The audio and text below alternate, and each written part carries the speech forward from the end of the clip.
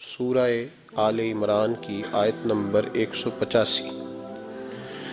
رب کریم نے فرمایا وَمَا الْحَيَاةُ الدُّنْيَا إِلَّا مَتَاعُ الْغُرُورِ، فرمایا یہ جو دنیا کی زندگی ہے یہ ساری دھوکہ ہے،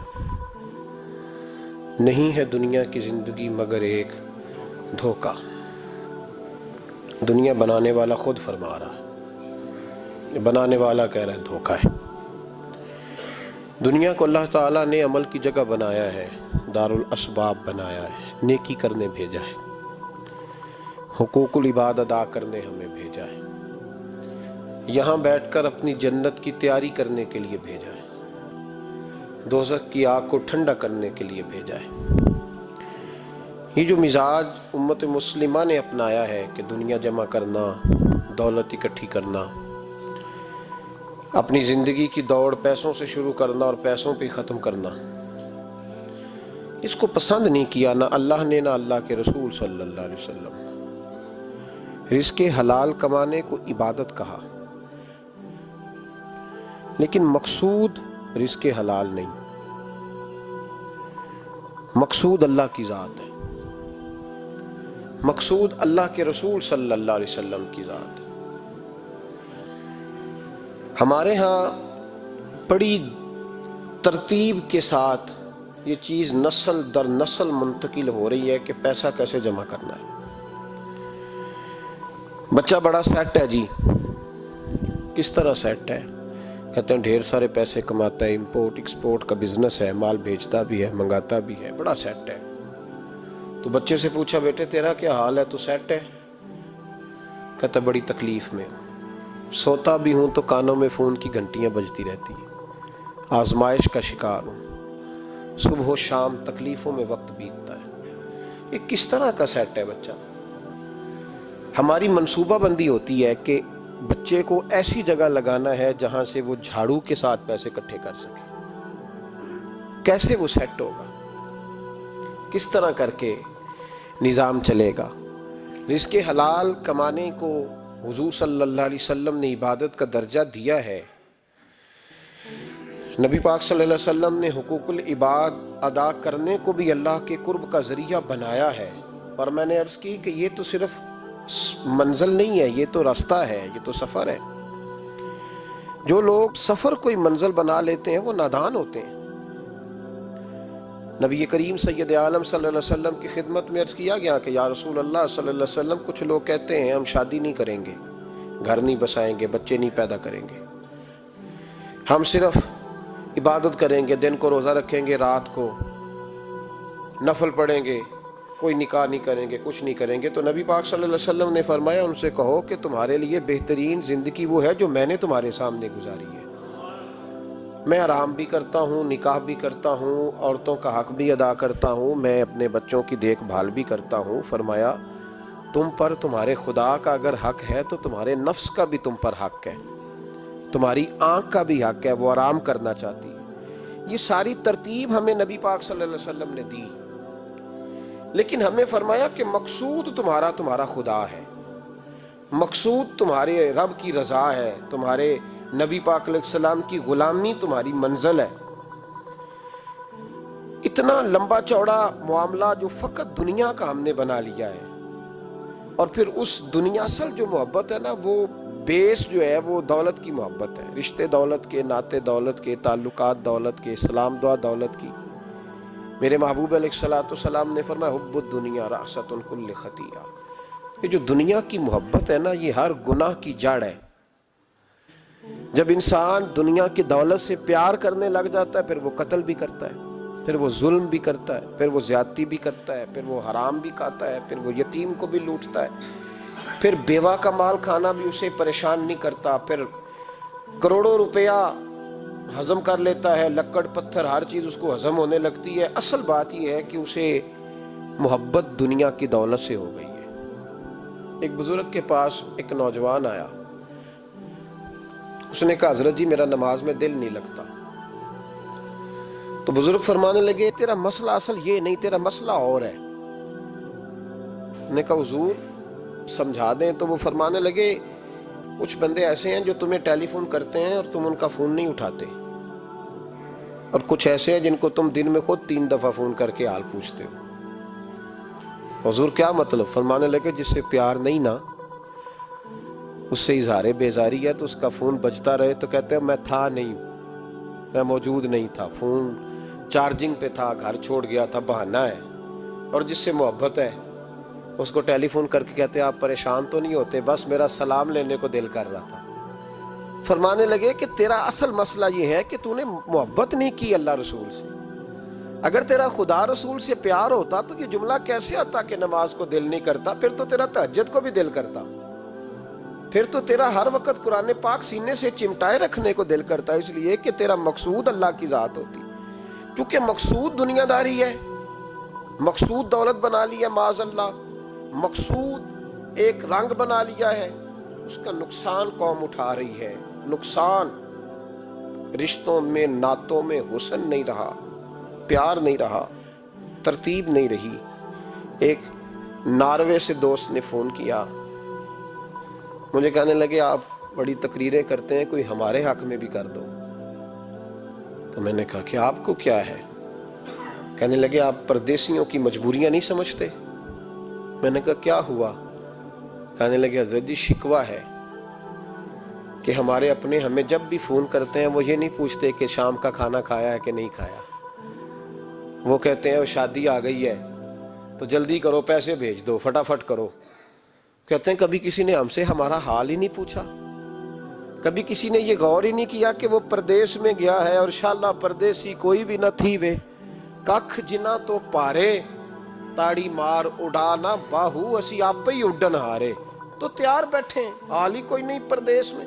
یہاں حال یہ ہے کہ جو فون کرتا ہے، ایک بزرگ کہنے لگے کہ 22-23 سال دیے ہیں پردیس کو، تو اپنی ہی بیوی کو فون کیا ہے کہ اب نہیں ہوتا، گھٹنوں میں درد رہتا ہے، کمر کمزور ہو گئی ہے، اب میرا دل کرتا ہے گھر آؤں اور میں اپنے گھر میں بیٹھ کے بچوں کے بیچ بیٹھ کے روٹی کھاؤں۔ اعصاب کمزور ہو گئے ہیں، دل کی دھڑکن تیز رہتی، پتہ نہیں کب وقت آ جائے۔ تو کہتے ہیں میری بیوی جسے میرے دکھ سکھ کا ساتھی ہونا چاہیے، وہ کہتی ہے چلیں 3-4 سال اور لگا لیں پھر آ جانا۔ وہ بھائی کیا اس شخص کے ساتھ کیا تعلق ہے؟ اس کا بھائی اسے فون کرتا ہے تو کہتا ہے میں پیسے دے دوں گا، جب آؤ نا تو ایک موبائل ضرور لے آنا۔ اس کو لوگ فون کرتے ہیں، رابطہ کرتے ہیں کہ جناب وہ ایک چھوٹی سی چیز، وہ میں پیسے دے دوں گا، تو پیسے دینے ہیں تو یہاں سے کون سی چیز نہیں ملتی؟ صرف فرمائشیں، لوگوں کے ساتھ تعلق صرف جیب کا، رشتہ صرف جو ہے وہ تعلق صرف اس چیز کا کہ وہ آدمی ایک ATM مشین ہے تو فٹافٹ کارڈ ڈالو تاکہ آپ کے حصے کے پیسے نکل آئیں۔ یہ مزاج اس نے نقصان کیا ہے، دراڑیں پڑ گئی ہیں، حالات بگڑ گئے ہیں۔ میرے نبی کریم سید عالم صلی اللہ تعالی علیہ وسلم نے رشتوں کو جو وقار دیا، امام غزالی رحمۃ اللہ تعالی علیہ نے لکھا ہے مکاشفۃ القلوب میں، فرماتے ہیں کچھ لوگ قیامت کے قریب آئیں گے جن کے نبی پاک صلی اللہ علیہ وسلم نے نشاندہی کی ہے، ان کے پاس کوئی شخص نہ بیٹھے ورنہ اس کا دل کالا ہو جائے گا۔ کہ حضور وہ کون سے؟ تو فرمانے لگے نبی پاک نے کچھ لوگ بتائے ہیں، ان کے پاس نہیں بیٹھنا۔ کون سے؟ مصطفیٰ کریم نے فرمایا یحبون الدنیا وینسون الآخرہ، جو دنیا کو سے پیار کرنے لگے اور آخرت کو بھول جائے۔ امام صاحب فرماتے ہیں ان سے دور رہنا، دل کالا ہو جائے گا۔ یحبون المال وینسون الحساب، وہ جو نبی پاک نے فرمایا نا کچھ لوگ آئیں گے جو مال سے تو پیار کریں گے پر اس کے حساب کو بھول جائیں گے، ان سے بچنا۔ فرمایا یحبون القصور وینسون المقبرہ، جو مکانوں سے تو پیار کریں گے پر اپنی قبروں کو بھول جائیں گے۔ اور فرمایا ان لوگوں سے بھی بچ کے رہنا، ان سے بھی پرہیز کرنا کہ جو لوگ یحبون الخلق وینسون الخالق، جو لوگ مخلوق سے تو پیار کریں گے، بندوں سے بڑا پیار کریں گے لیکن اپنے رب کو بھول جائیں گے، ان لوگوں سے بھی بچیں۔ ایسے لوگوں سے نبی پاک صلی اللہ علیہ وسلم نے نشاندہی کی، ان سے بچیں۔ تعلقات میں خلوص ہوتا ہے، جب کوئی آپ کی غربت سے پیار کرتا ہے تو وہ آپ کا اصل دوست ہوتا ہے، جب وہ آپ کی تنہائیوں سے آزمائشوں سے پیار کرتا ہے تو اس کا آپ کے ساتھ رشتہ خالص ہوتا ہے۔ جو آدمی دولت کو دیکھ کر پیار کرے اور دولت کو دیکھ کر آپ کے ساتھ وابستگی کا اظہار کرے تو اس شخص کا پیار سیدھا سیدھا میرے رسول پاک سید عالم صلی اللہ علیہ وسلم نے ہمیں استغنا کا حکم دیا ہے، بے نیازی کا۔ یہ دنیا داری میں الجھنا، دنیا کے بن کے جینا، دنیا کے ہو کے رہنا۔ آپ یقین کریں سارے رشتے، میں نے سعودی عرب میں پیر دیکھے، پیر مریدوں کی لسٹیں لے کے جاتے، ان کو ٹیلی فون ہوتا ہے تمہارے پیر صاحب آ گئے، تم بھی پہنچ جاؤ، ٹھنڈی بوتلیں لے آنا آتی دفعہ۔ وہاں وزن اٹھایا نہیں جاتا واپسی پہ۔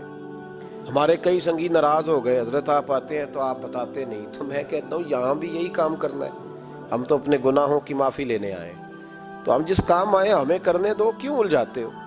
وہاں جا کے بھی جہاں خالصتاً انسان کا رجوع اللہ کا وقت ہے، وہاں بھی وہی حالات پیدا ہو گئے، ہر طرف دنیا داری۔ اور یہ پیروں کی بات کرتا ہوں تو آپ بڑے مسکراتے ہیں، میں نے بڑے بڑے مفت خورے دیکھے ہیں، بڑے بڑے، یہ ہر طبقے میں ہوتے ہیں، ہر طبقے میں۔ ایک صاحب مجھے ایئرپورٹ پہ ملے، کہنے لگے جی کتنے دن رہا ہوں، ماشاءاللہ ایک دن بھی روٹی جیب سے نہیں کھائی۔ میں نے کہا بڑے کامیاب ہو کے آ رہے ہیں آپ، یہ تو بات باعث فخر ہے، جا کے کسی اخبار میں فوٹو چھپاؤ۔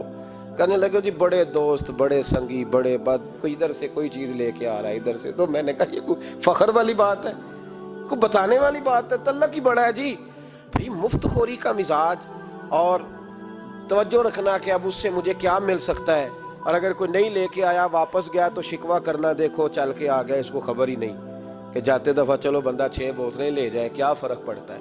یہ کمزور ذہن ہے، یہ دنیا داری ہے، یہ نفس پرستی ہے، یہ پیسے کی غلامی ہے۔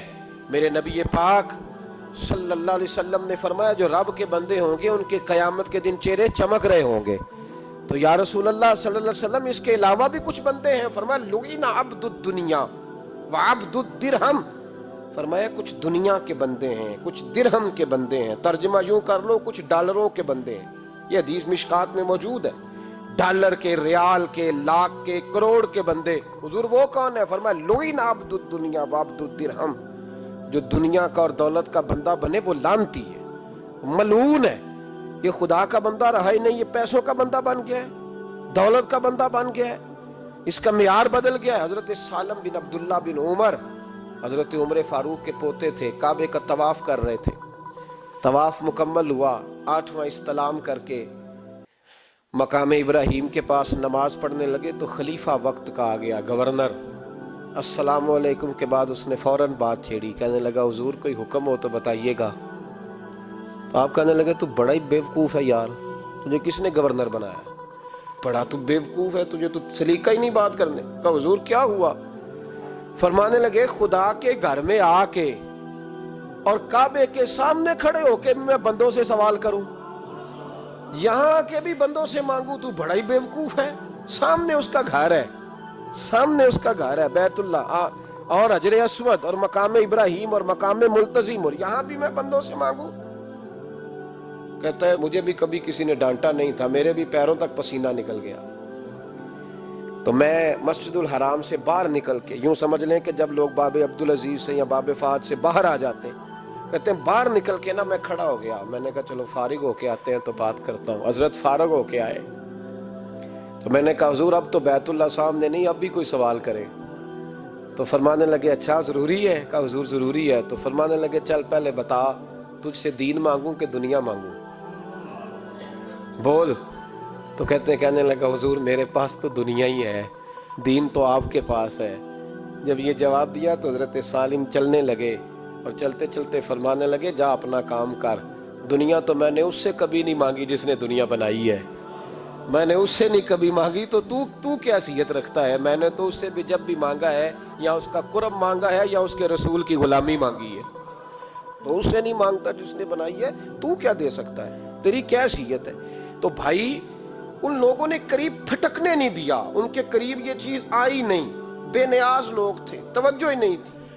حضرت محبوب سبحانی غوث اعظم شیخ عبد القادر جیلانی رضی اللہ تعالیٰ، آپ ایک کاروبار بھی کرتے تھے، تو آپ کا کچھ مال آ رہا تھا جہاز کے ذریعے، ایک بندے نے خبر دی کان میں حضور جہاز ڈوب گیا، فرمانے لگے الحمدللہ الحمدللہ، ڈوب گیا جناب، یہاں جہاز ڈوب جائے تو بندہ بھی ڈوب جاتا ہے۔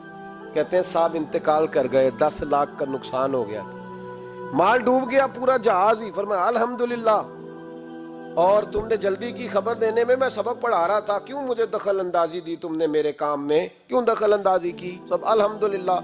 تھوڑی دیر کے بعد اس نے پھر کان میں کہا حضور وہ غلط خبر تھی، جہاز بچ گیا۔ فرمانے لگے الحمدللہ۔ پھر شاگردوں سے کہنے لگے میرا چہرہ دیکھ رہے تھے پہلی خبر کے بعد بھی، اس خبر کے بعد بھی؟ کہا حضور دیکھ رہے تھے۔ فرمایا کوئی تبدیلی تو نہیں آئی؟ کہا حضور نہیں۔ فرمانے لگے شکر الحمدللہ، رب نے میرا دل دولت سے نہیں جوڑا، اپنی ذات کے ساتھ جوڑ کے رکھا ہوا ہے، تبدیلی تو نہیں آئی۔ یہاں تو ٹینشن ہی ٹینشن ہے، ڈپریشن ہی ڈپریشن۔ اور بات کس کی ٹینشن ہے؟ پیسے کوئی نہیں، دولت کوئی نہیں، کوئی چکر چل جائے نا کبھی، اس سے بھی کبھی پوچھ جس کے پاس ہے وہ تجھ سے زیادہ غریب ہے، اس سے کبھی پوچھ وہ تجھ سے زیادہ آزمائش میں ہے۔ غریب شہر تو فاقوں سے مر گیا، لیکن امیر شہر نے ہیرے سے خودکشی کر لی، اس کو بھی تو پوچھ اس کا کیا حال ہے۔ دانش منداں دا کم نہیں، دل دنیا نہ لانا، اس ووٹی کئی خامد کیتے، تو جو کیتا سو کھانا۔ یہ تو کام ہے اس کا، بڑے آئے بڑے چلے گئے، بڑے آئے بڑے نکل گئے، توجہ ہی نہیں، مزاج ہی نہیں۔ حضرت مولا علی شیر خدا، علی المرتضی، امام الاولیاء، صاحب صدق و صفا، داماد مصطفیٰ صلی اللہ علیہ وسلم، اسد اللہ، حضرت علی شیر خدا رضی اللہ تعالیٰ عنہ کوفے کے چوک میں کھڑے تھے تو کہہ رہے تھے یار میری نا طامت پرانی ہو گئی ہے، یہ میں نے زرہ بیچنی ہے، کوئی بندہ مجھ سے خرید لو تاکہ میں نئی طامت لے لوں۔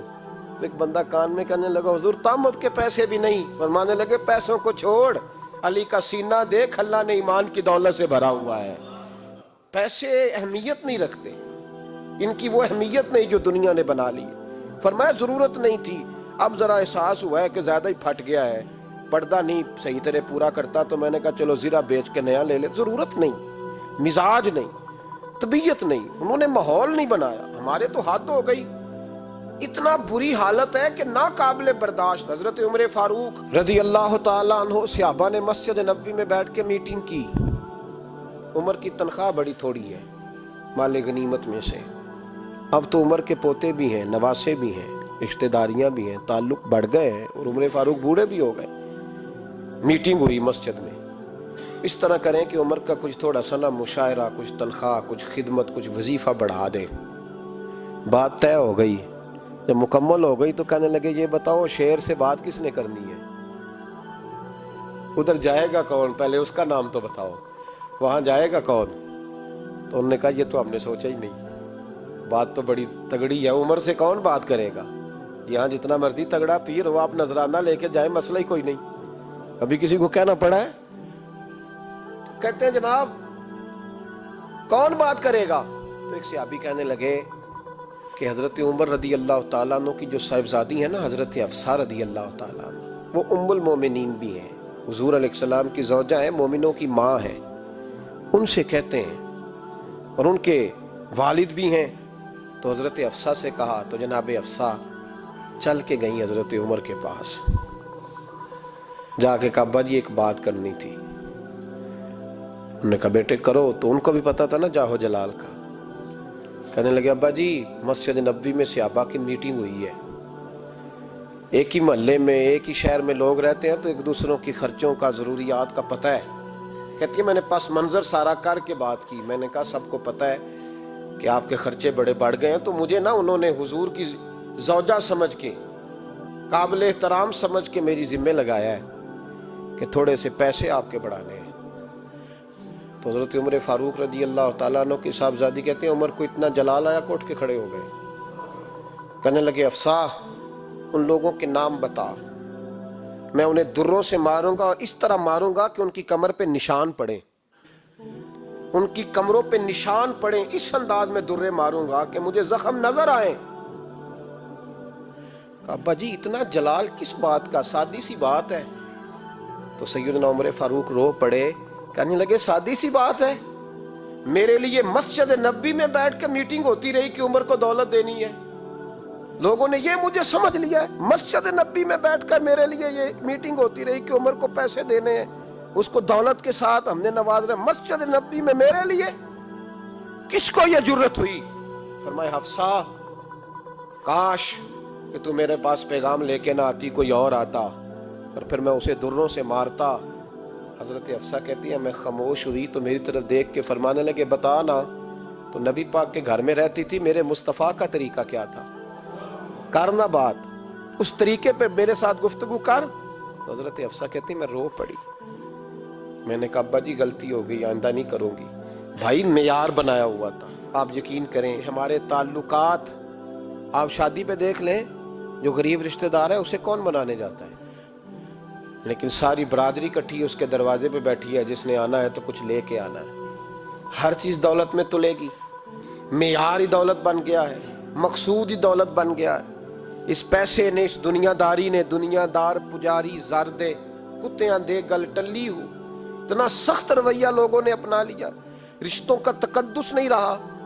ایک مجلس میں نے ایسا رنگ بھی دیکھا، ایک ایسا شخص جسے میں ذاتی طور پہ جانتا ہوں کہ عالم بھی ہے، پرہیزگار بھی ہے، نیک بھی ہے، وہ بھی بیٹھا تھا اور اس کے ساتھ ایک سیٹھ بھی بیٹھا تھا، لیکن جو لوگوں کا عقیدت کا رشتہ اس درویش کے ساتھ ہونا چاہیے تھا وہ سیٹھ کے ساتھ تھا۔ تو میں غور کر رہا تھا کہ یار قوم کا ذہن کس طرح کا ہو گیا، صرف اس کے ہاتھ میں پیسے، صرف دولت مند ہے، اس آدمی کی درویشی بھی گئی، علم بھی گیا، تقویٰ بھی گیا، صرف پیسے نہیں ہے اس کے پاس تو وہ کونے میں لگا ہوا ہے، اور اس سے لوگ بچ بچ کے سلام۔ اور میں کہا کرتا ہوں عقیدت کا پتہ چلتا ہی تب ہے جب اجتماع ہوتا ہے۔ اکیلے درویش بیٹھے ہیں تو سب جھک کے سلام لیتے ہیں، اور جب وہ 2 MNA کے بیچ، 3 MPA کے بیچ، 5-7 سیٹھوں کے بیچ بیٹھے گا، پھر تیری عقیدت کا پتہ چلے گا، پھر پتہ چلے گا تیرا اللہ کے بندے سے رشتہ کس طرح کا ہے اور دولت کے بندے کے ساتھ رشتہ کس طرح۔ ہمارے رویوں کے اندر یہ فرق ہے کہ ہم اس وقت آدمی کو تولتے ہیں کہ اس کے پاس دولت کس طرح کی ہے۔ وقت کے امیر تھے حضرت عمر بن عبدالعزیز، توجہ ہے میری بات پر، حضرت عمر بن عبدالعزیز بادشاہ تھے۔ اب ہم لوگوں نے بھی بچوں کا بہانہ لگایا ہوا ہے نا، بس جی وہ میں چاہتا ہوں بچوں کا کچھ بن جائے، تو بچے بالغ ہو گئے تو کرانا رجسٹریاں ان کے نام، فارغ ہو جاؤ، آ جاؤ مسجد میں چھوڑو، لیکن پھر بھی کنجیاں دینے کو دل نہیں کرتا، پھر بھی بابا جی کی پیالیوں سے مرنے کے بعد پیسے نکلتے ہیں، پھر بھی ان کے تکیے کے بیچ سے بھی کچھ وہ نوٹ نکل آتے ہیں جو اب چلتے بھی نہیں، گزر گیا زمانہ، یہ لگتے ہی نہیں، بزرگ ناراض نہ ہو جائیں، لیکن جو بات کر رہا ہوں بہرحال اس کے پیچھے کچھ پس منظر ہے۔ یہ بھی بہانہ ہے، بینک بیلنس اپنے نام، زمین جائیداد ساری اپنے نام، اور کمائی کس کے لیے کر رہا ہے؟ بچوں کے لیے۔ نام کس کا لے رہا ہے؟ بچوں کا۔ یہ کس طرح کا بچوں؟ بہانہ نہ لگاؤ، صاف کہو کہ اپنے لیے کما رہا ہوں، صاف کہو، کیوں بچوں کا نام لیتے ہو جب ہر چیز کی کنجی تو رکھی ہوئی ہے باندھ کے اپنے ساتھ۔ حضرت عمر بن عبدالعزیز بادشاہ تھے، آواز دی، گھر میں بیٹھے، بیٹی پانی کا پیالہ تو لاؤ۔ بیٹی خاموش ہو گئی، ساتھ والا کمرہ بیٹی کا، پھر آواز دی، بیٹے سن رہی ہو؟ کہ ابا جی سن رہی ہوں، پانی کا پیالہ دینا۔ بیٹی خاموش ہو گئی، تیسری آواز دی تو زوجہ پانی لے کے آ گئی، نے کہا حضور پانی۔ حضرت عمر بن عبدالعزیز کو غصہ آیا، کہنے لگے بچے کس لیے ہیں، وہ خود کیوں نہیں آئی؟ اب اتنی نافرمان ہو گئی ہے کہ ایک پیالہ پانی کا باپ کو نہیں دے سکتی، کیوں نہیں آئی؟ تو زوجہ کہنے لگی چلیں درگزر کریں۔ اس نے کہا ابا کو نہیں بتانا، پی لے۔ کیوں نہیں بتانا؟ بتاؤ کیوں نہیں آئی؟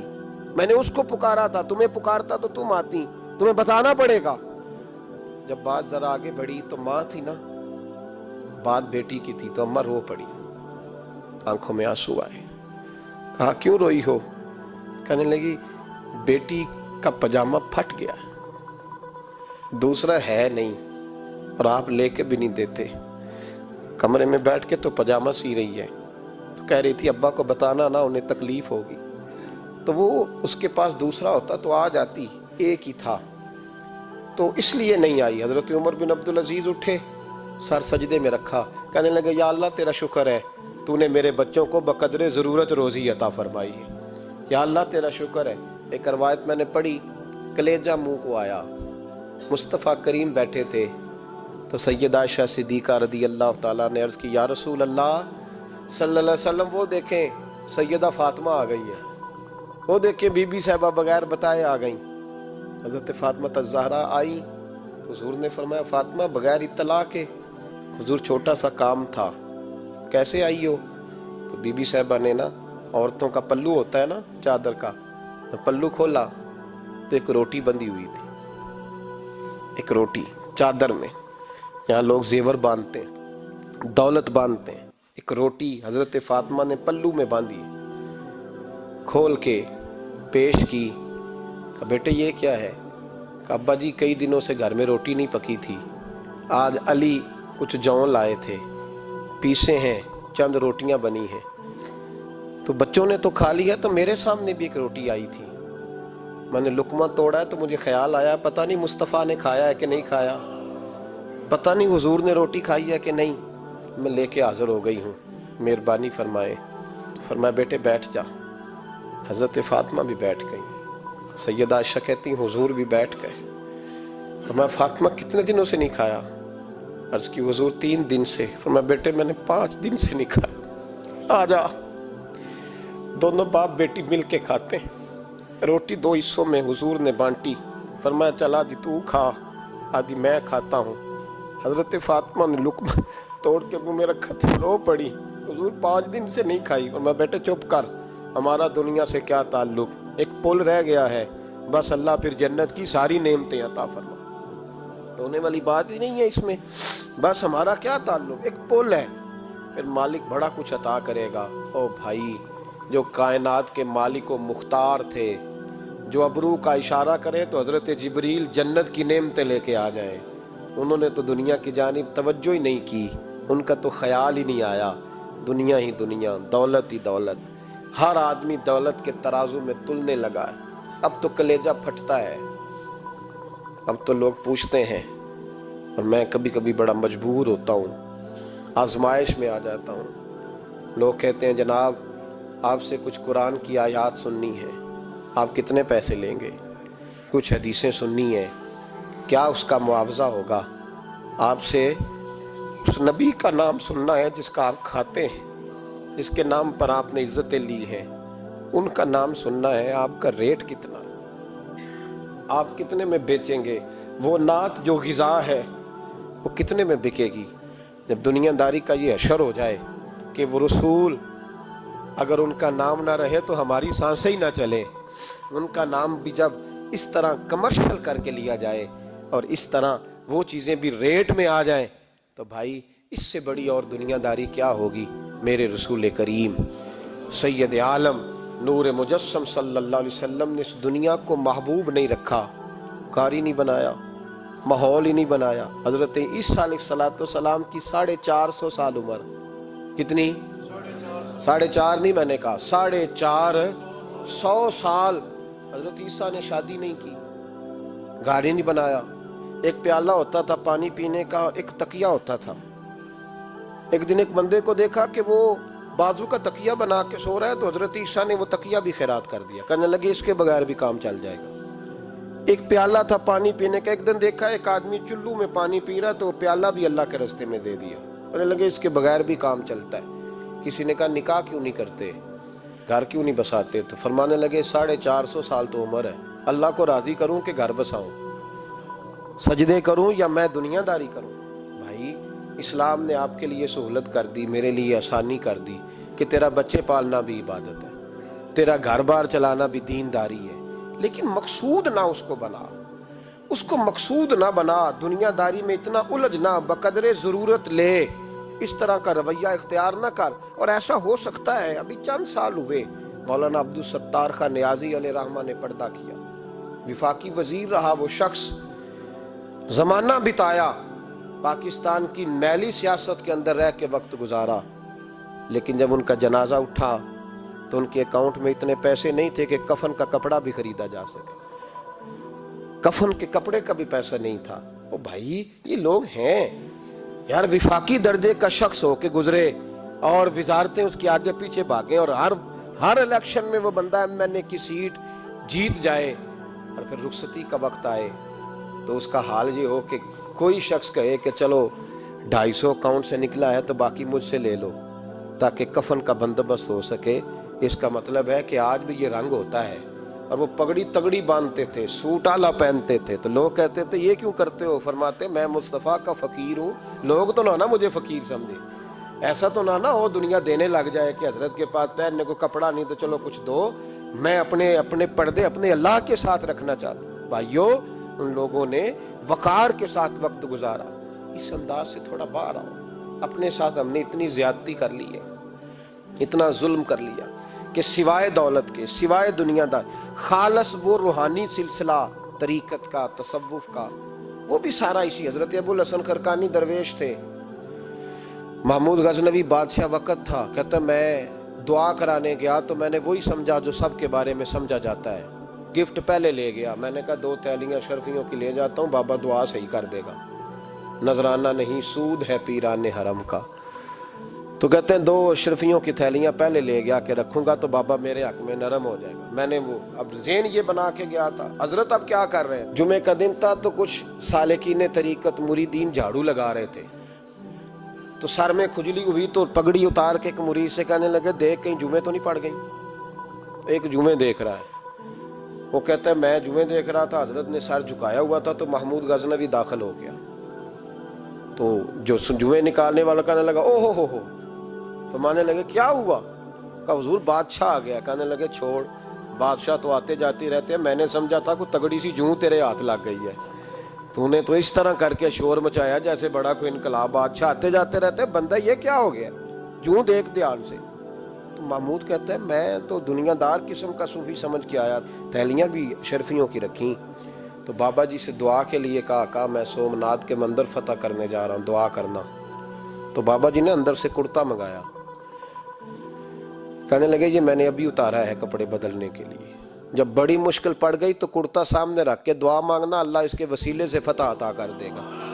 جو مشکل ہوگی تیری تر دامنی پہ شیخ ہماری نہ جائیے, ہم دامن نہ چھوڑ دیں تو فرشتے وضو کریں. اور اقبال کہنے لگے نہ تیگ و تیر میں نہ لشکر و سپاہ میں ہے, جو بات مرد کلندر کی بارگاہ میں ہے. وہ معمولی لوگ ہوتے ہیں. اقبال کہنے لگے ید بیضا لیے پھرتے ہیں اپنی آستینوں میں, انہوں نے بغل میں ہاتھ رکھا ہوا ہے, اگر کھول دیں تو اللہ اسی طرح برکات کا فیض عطا کر دے جو حضرت موسیٰ کے ید بیضا کو ملا ہوا. وہ معمولی لوگ ہوتے ہیں. غبار آلود سمجھ کر حکارت سے نہ دیکھ ان کو, انہی کی ٹھوکروں سے سلطنت بنتی اور بگڑتی ہے. یہ تگڑے لوگ وہ علیحدہ بات ہے کہ جڑے محرم راز حقیقت دے وہ راز حقیقت کھول دے نہیں. جنہ ویکھیا نہیں ہو کرن گلاں, جنہ ویکھ لیا ہو تے بول دے ہی نہیں. یہ بات علیحدہ ہے کہ وہ بیان کرنا پسند نہیں کرتے, پردوں میں چھپے رہتے ہیں, ورنہ تو اللہ نے بڑے اعزازات دیے ہوتے. محمود کہنے لگا کہ بابا جی نے دعا کی اللہ اگر اس کی نیت صحیح ہے تو اسے کامیابی عطا کرنا, اس کی مدد کرنا. مجھے کہنے لگے کچھ کھائے گا؟ میں نے کہا کھانا ہے. تو کہنے لگے بادشاہ کے لیے وہ کھانا لانا جو سویرے میں نے کھایا ہے. تو میں نے کہا پیروں کا لنگر ہوگا, چھوٹے گوشت کی یخنی میں انہوں نے روٹیاں بریک کر کے ڈالی ہوں گی. حضرت کی صحت ٹھیک نہیں رہتی, گھٹنوں میں درد ہے. تو میں تو یہ سمجھا تھا کہ کوئی دیسی گھی کی چوری آئے گی, لیکن ٹکڑا آیا ایک روٹی کا, آدھا خشک ٹکڑا, اور پانی کا پیالہ. تو کہتے ہیں میں نے اس کو کاٹ کے نا دانتوں کے ساتھ, جب نگلنا چاہ تو یہاں اڑ گیا میرے گلے میں.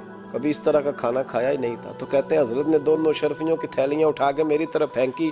کہنے لگے جس طرح ہمارا کھانا تیرے گلے میں اڑ گیا, تیری دولت بھی ہمارے گلے میں اڑ جائے گی. اٹھ اور نکل, اللہ خیر کرے. کہتے ہیں میرے دل نے گواہی دی کہ یار یہ عام دنیا دار نہیں, یہ رب کریم کا بندہ ہے. کہتے ہیں اب جب میں پہلے انہوں نے کوئی لفٹ ہی نہیں کرائی جب گیا, اب جب میں جانے لگا نا اٹھ کے واپس, تو حضرت اٹھ کے میرا استقبال کیا. مجھے سواری تک چھوڑنے گئے تو میں نے کہا حضور جب آیا تھا آپ نے منہ ہی نہیں لگایا, اور جب جانے لگا تو اتنا اعزاز. فرمانے لگے جب تو آیا تھا تو تو بھی تو یہی سوچ رہا تھا نا کہ 2 شرفیاں دوں گا تو بابا نرم ہو جائے گا, تو میں تجھے کیوں پروٹوکول دیتا. اب جاتی دفعہ تیرے دل نے بھی گواہی دی ہے کہ یہ کوئی دنیا دار نہیں, یہ رب کا بندہ ہے. تو رب کے بندے کے پاس آئے تو تیری عزت نہ کرو. عرض یہ کرنا چاہ رہا ہوں کہ اتنی لمبی چوڑی دنیا داری اس کو مقصود نہ بناؤ. یہ جب مقصود بن جاتی ہے تو بے کیف سجدے, بے سرور زندگی, کسی کا پیار نہیں رہتا. غریبوں کے بارے میں بھی لوگ تبصرہ کرتے ہیں, ہم سے نہیں غریب پالے جاتے, کمائے محنت کرے کھائے, پھر لوگ دھتکارتے ہیں. پھر لوگوں کے اندر سختی آتی ہے جب مقصود دولت ہوتی ہے, اور جب مقصود اللہ کی رضا ہوتی ہے پھر اللہ انسانوں کے دلوں کو نرمی عطا فرماتا ہے. اس کو مقصود نہ بناؤ, اس کو مقصود خدا کی ذات, اللہ کی ذات, فکر آخرت, قرآن سینے سے رہے, اور زبان پر جو چیز ہر وقت جاری رہے وہ رسول اللہ کا درود و سلام. باقی چیزوں کو مقصد نہ بنائیں. یہ دنیا مقصد بن گئی تو یہ زندگی کو کھڑا کر دے گی، جام کر دے گی، پھر آگے پیچھے کچھ نہیں ہوگا۔ پھر الہاکم التکاثر حتی زرتم المقابر، فرمایا لوگ دولت کے پیچھے اس طرح لگے کہ پھر انہوں نے قبریں دیکھ لیں۔ میں کئی دفعہ کہا کرتا ہوں کہ لوگ مسجدوں میں تو نہیں آئے، قبروں میں چلے گئے، اتنے مصروف ہوئے کہ مسجد آنے کا ٹائم نہیں ملا اور وہ قبروں میں چلے گئے، نماز نہیں پڑھی، یہاں تک کہ ان کی نماز لوگوں نے پڑھ ڈالی۔ اتنا نہ دنیا داری کرو، اتنا نہ اس کو مقصود بناؤ، جتنی اس کی حد ہے اس کو اسی حد میں رکھو۔ ہم نے ساری زندگی لوگوں کو راضی کرنے میں گزار دی، ساری زندگی بڑھاپا آ گیا بچوں کو پالتے، اور بچوں نے آخری عمر میں کہہ دیا ابا اگر کوئی ڈھب کا کام کر لیتے تو آج ہمارے دن بھی پھیر نہ جاتے۔ ساری زندگی گزار دی بہن بھائیوں کو راضی کرنے میں، ساری زندگی گزار دی ذمہ داریاں اٹھانے میں، ان کو 99 دفعہ دیا، ایک دفعہ نہیں دیا تو انہوں نے کہہ دیا تو نے تو کبھی دیا ہی نہیں، تو تھا ہی نہیں۔ ساری زندگی محلے داروں علاقے والوں کو راضی کرنے میں گزار دی، اور میں نے ایسے لوگ بھی دیکھے دین کے لیے وقت گزارا، لیکن جب بڑھاپے میں دانت کام نہ کرتے تھے تو وقت کے مفتیوں کو بھی مسجدوں کی کمیٹیوں نے کہہ دیا اب آپ کی سمجھ نہیں آتی، ہم نے خطیب کو یور رکھنا ہے، نہ دیکھو دنیا کی طرف، دنیا رلا دیتی ہے، نہ راضی کرو بندوں کو، بندے تھکا دیتے ہیں، نہ پیچھے بھاگو ہر وقت دنیا داروں کے، یہ انسان کو کمزور کر دیتے ہیں، وہ تو کریم ہی بڑا ہے، 2 آنسو زمین پر بعد میں گرتے ہیں، بندے کے گناہ سارے پہلے معاف فرما دیتا ہے۔ اللہ کی مدد کا حصول، اپنے مالک کی مدد کی طرف بڑھنا، آپ کو بدر کی جنگ بھی یہی درس دے گی، آپ کو احد کا میدان بھی یہی سبق دے گا، فتح مکہ بھی یہی سبق دے گا۔ میرے دوستو، جب رب مدد فرمائے، جب اللہ مددگار بنے، دوستوں سے ایک بات اکثر کرتا ہوں، میں کہتا ہوں کہ جتنے درد سے آپ امیر کو اپنی کہانی سناتے ہیں نا، اور جس طرح آپ کے آنسو بات کرنے سے پہلے گر جاتے ہیں کہ غریب ہیں، بچیاں ہیں، کاروبار نہیں، او میرے سنگیو، اس سے آدھے آنسو اپنے رب کی بارگاہ میں بکھیرو، اس کے حضور عرض گزار ہو جاؤ، اس سے طلب کرو۔ ایک وقت انسان پر زندگی میں ایسا آتا ہے کہ اسے یوں محسوس ہوتا ہے کہ میرا سایہ بھی ذرا سا پیچھے ہٹ گیا ہے، اسے یوں لگتا ہے کہ میں کسی سہارے پہ ہاتھ ڈالتا ہوں تو وہ بھاگ جاتا ہے مجھ سے، لیکن مالک کی بارگاہ ایسی عظیم بارگاہ ہے، رب رسول کے آستانے اتنے بڑے ہیں کہ آپ جب وہاں کشکول طلب دراز کرتے ہیں تو جھولی پھیلانے میں دیر لگتی ہے، ان کو بھرنے میں تو کوئی دیر نہیں لگتی۔ ہم نے اپنا سوچ کا قبلہ ہی دنیا کو بنا لیا ہے۔ یہ جو اللہ والوں کی مدد ہے یہ تو یعنی اللہ ہی کی مدد ہے، لیکن یہ جو سیٹھوں کی طرف توجہ کرنا، نوابوں کی طرف توجہ کرنا، دنیا داروں کی طرف توجہ کرنا، اور اپنا مزاج اس طرح کا بنا لینا، یارو گردن کو جھکا دیتا ہے خیرات کا پتھر، جہاں میں مانگنے والوں کے سر کبھی اونچے نہیں ہوتے۔ اور اقبال کہتے ہیں غیرت ہے بڑی چیز جہاں نے تگ و دو میں، پہناتی ہے یہ فقر کو تاج سردارا۔ میں عرض کروں گا کہ اپنی آپ جب توجہ کا قبلہ اللہ رسول کو بنائیں گے تو رب فرماتے ہیں وَيَرْزُقْهُ مِنْ حَيْثُ لَا يَحْتَسِبُ، میں نہ تجھے وہاں سے رزق دوں گا جہاں سے کبھی تیرا گمان بھی نہیں گیا ہوگا، یہاں سے بھی مل سکتا ہے، تو نے سوچا بھی نہیں ہوگا۔ بخاری شریف میں حدیث ہے، حضرت جابر ابن عبداللہ فرماتے ہیں نبی پاک صلی اللہ علیہ وسلم نے نا 300 لوگوں کا ایک لشکر روانہ کیا کسی مہم کے لیے، کسی جہاد کے لیے۔ حضرت ابو عبیدہ بن جراح رضی اللہ تعالیٰ عنہ امیر لشکر تھے۔ فرماتے غربت اتنی زیادہ تھی، بھوک اتنی زیادہ تھی کہ ایک ایک کھجور دن میں ایک وقت کھانے کو ملتی تھی، اور کچھ دن ایسے آئے کہ اب کھجور بھی نہیں مل رہی۔ فرماتے اتنی زیادہ بھوک لگی مجاہدین کو، 300 بندہ پتے کھا کے گزارا ہونے لگ گیا۔ یہ بخاری میں موجود ہے۔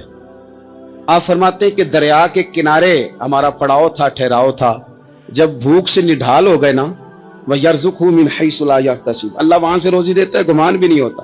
فرماتے ہیں ایک مچھلی اللہ تعالیٰ نے دریا کے کنارے بھیجی، فرماتے ہیں وہ تھی تو مچھلی پر پہاڑ جتنی تھی۔ بخاری میں لفظ ہیں، حضرت جابر ابن عبداللہ رضی اللہ تعالیٰ عنہ فرماتے ہیں 300 آدمی 18 دن تک اس مچھلی کو کھاتے رہے، مچھلی ختم ہی نہیں ہوئی۔ مچھلیاں نہیں، مچھلی کہتے ہیں 18 دن 300 بندہ کھاتا رہا، مچھلی ختم ہی نہیں ہوئی۔ اور فرماتے ہیں کہ اس کی ہڈی نکال کے، کانٹا کہیں گے آپ اپنی زبان میں، کہتے ہیں وہ نکال کے نا تو اس کو کھڑا کیا نا جب، تو اونٹ कजावे समेत उसके बीच से गुजर जाता था, 2 उसके कांटे जोड़े। फरमाते हैं वो उसका गोश्त हम खाते थे और उसकी चर्बी बतौर तेल के हम जिस्मों पे मलते थे, बीमारों को उससे सुकून आता था, तंदुरुस्ती शिफा होती थी। फरमाते हैं हम खाया भी हमने और कुछ लेके हम मदीने भी गए, और कुर्बान जाए नबी पाक ने भी उसमें से खाया। हमने अर्ज की हुजूर ये मुअम्मा क्या है, ये माजरा क्या है? तो महबूब ने फरमाया तुम्हारे पास ग़िज़ा नहीं थी, रब ने तुम्हारे लिए बंदोबस्त किया है, अल्लाह ने तुम्हें दिया है। मकान शुरू कर लिया, एक साहब ने वो मकान बनाने लगे, आप वो हिसाब लगा रहे हैं, कहते हैं मेरे पास इतने पैसे हैं, इतने मैंने फलाने दोस्त से कहने उसने दे देने, इतने फलाने रिश्तेदार से कहना उसने दे देने, इतने फलाने से कहना उसने दे देने। ये सारी कापी बना के मकान शुरू कर लिया। जो रोज कहता था ना कोई हुक्म हो जाते दसी, सबसे पहले उसको कहा मियां पैसे चाहिए। वो कहता हो कल ही मुंडा टोरिया है, कदे तू परसों 10 दाते लब जाने सन। मैं आपको अपने तजर्बे की बात बता रहा हूं। जिन लोगों का ख्याल होता है ना कि आप स्टार्ट करें फलाना काम, हम आपके साथ हैं, अल्लाह का ही कोई निजाम है, वो बिल्कुल भी नहीं साथ होते। लेकिन ऐसा नहीं है कि कोई साथ नहीं होता, अल्लाह ताला बड़े असबाब पैदा करता है, वहां से देता है जहां से गुमान भी हमारा ये ज़हन बन जाता है। हम सारी अपने हिसाब से चलते, इतने रिश्तेदारों से इतने, कौन आपके साथ चलेगा, सवाल ही नहीं पैदा होता। ये सारे काम छोड़ के सबसे पहले 2 रखते पढ़ो, अपने रब की बारगाह में, रसूल कायनात की बारगाह में गुजारिशात और इस्तिगासे पेश करो, वहां से खैर तलब करो। दुनियादार क्या देंगे, क्या दे सकते हैं, क्या हैसियत होती है किसी। अल्लाह कहता है वहां से दूंगा। तो जो अल्लाह माल दे वो लेना चाहिए कि रिश्तेदारों का माल देखना चाहिए? जो अल्लाह दे वो लेना चाहिए कि सेठों नवाबों की जेबें देखनी चाहिए? जो अल्लाह दे वो कबूल करना चाहिए या देखना चाहिए कौन सा आदमी कहां पहुंच गया? छोड़ो, अपनी मट्टी पे चलने का सलीका सीखो। किसी के संग मरमर पे चलोगे तो फिसल जाओगे, फिसल जा। इस पर एक और बात अर्ज कर दूं, सही बुखारी से, मुस्लिम से एक और बात। कुछ चीजें ऐसी हैं जिनसे अल्लाह की मदद आती है, मदद मिलती है। एक चीज उनमें से ऐसी है जिससे बहुत मदद नाज़िल होती है, वो है कि जब रब आपको दे ना तो फिर आप भी उसके रास्ते में दें, फिर मदद आती है, फिर और आता है। बुखारी मुस्लिम में हदीस है, ये ज्यादा ही तवज्जो तलब अमर है, इस पर आप गौर करेंगे। हजरत अबू हुरैरा फरमाते हैं कि नबी पाक अलैहिस्सलाम ने फरमाया, एक शख्स ने बादलों के अंदर से आवाज सुनी कि फलां आदमी का खेत और बाग खुश्क हो गया है, वहां बरसो और उसके खेत को सैराब करो। वो बड़ा हैरान हुआ कि बादल से आवाज आ रही। फिर उसने देखा कि एक पहाड़ी पर बारिश हुई, वो बादल वहां बरसा, फिर नालियों से होता हुआ पानी एक तरफ चला। तो जिसने आवाज सुनी थी, हुजूर बयान कर रहे हैं, वो भी पीछे पीछे चला कि पानी किधर जा रहा है। उसने जाके देखा कि एक मकाम पे एक बाग को वो पानी लग रहा है और एक आदमी वो पानी लगा रहा है। उसने उससे पूछा तेरा नाम क्या है? उसने कहा क्यों? कहने लगा बता ना। उसने नाम बताया तो कहने लगा यही तो वो नाम है जो मैंने बादलों के अंदर से सुना है कि फलां के खेत को पानी दे दो। उसने कहा यार तू क्या अमल करता है कि स्पेशल तेरे लिए बारिश बरसे? ये बुखारी पढ़ रहा हूं, सियासता से हदीस सर्च कर रहा हूं। उससे पूछा तू क्या काम करता है कि जनाब अल्लाह तबारक व तआला का हुक्म करम आया कि खास तेरे लिए पानी बरसे और तेरे खेत को सैराब करे? तो उसने कहा छोटा जिम्मेदार हूं, पर जब फसल उगती है तो 3 हिस्से करता हूं। एक हिस्सा अपने बाल बच्चों पे, बहन भाइयों पे खर्च करता हूं, एक हिस्सा पूरा, और एक हिस्सा दोबारा काश्तकारी पे लगाता हूं, और तीसरा हिस्सा खालिस मैंने मिस्कीनों, यतीमों और गरीबों के लिए रखा हुआ। वो जो तीसरा हिस्सा, अल्लाह करे आप समझे, वो रब के बंदों पे तीसरा हिस्सा खर्च करता है ना, तो करीम मालिक ने फरमाया जहां से गरीब का हिस्सा जाता है वो खेत खुश्क नहीं रहना चाहिए। वो जहां से मिस्कीन रोटी खाते हैं वो खुश्क ना रहे। जहां से यतीमों को कुछ आता है कहीं उसकी फसल रह ना जाए। मैं और आप भी अगर अपने माल में मिस्कीनों, यतीमों, गरीबों के हिस्से रख लेंगे तो फसलें खुश्क नहीं रहेंगी, उनके अंदर ताजगी आएगी, नूर आएगा, करम आएगा, खास कर खुदा की रहमत बरसेगी। मदद अल्लाह से चाहें, अपनी तवज्जुहात का मरकज रब रसूल की जात को बनाएं, फिर आप महसूस करेंगे कि बड़ी जल्दी अल्लाह ताला की मदद आने लगी है। कभी आप सिर्फ कह देना मेरा रब मेरे साथ है, इस लफ्ज में इतनी ताकत है कि दुश्मन वैसे ज़ेर हो जाता है। जिंदगी में किसी से भी लड़ाई हो, अच्छी तरह सोच लें कि अल्लाह उस तरफ है या इस तरफ है। अगर आप ज्यादती पे हैं तो फिर रब मजलूम की जानिब है। अगर अल्लाह की मदद आपके साथ है तो दुनिया की कोई ताकत आपको गिरा नहीं सकती। और अगर आप मजलूम के मुकाबले में जालिम बन के आप खड़े हो गए हैं और आपने रवैया वो इख्तियार किया है कि जिसमें मदद नहीं आएगी, تو پھر یاد رکھ لیں کہ آپ کوئی بھی ہیں، کہاں بھی ہیں، آپ کمزور ہیں. طاقتور تھے. ابتدائے اسلام میں ظاہری طاقت تھی کفار مکہ کے پاس، وہ ڈنڈوں سے مارتے تھے غریبوں کو، ان کے ہاتھوں میں ڈنڈے تھے، پر خدائی طاقت ان مظلوموں کے ساتھ تھی.